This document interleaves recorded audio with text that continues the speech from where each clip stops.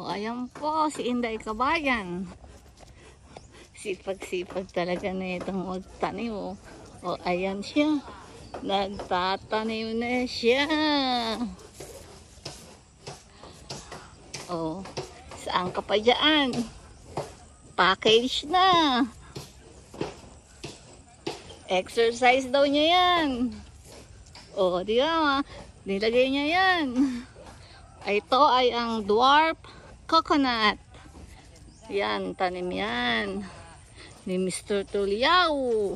Tanim lang tayo habang malakas tayo. Tamang-tama ito sa mga plano mo natin sa buhay. Pag nag-retired ka na, libre na yung mga pagkain mo.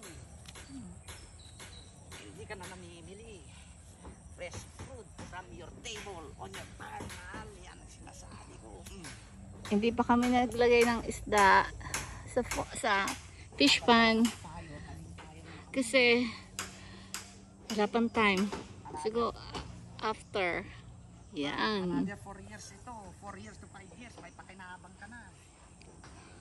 Siguro 3 years lang yan, mahal. Ito ay coconut dwarf. Dwarf coconut. Okay, say hi sa yung mga Fans natin dyan. fans. Si Mr. Tuliao. Okay, say bye-bye.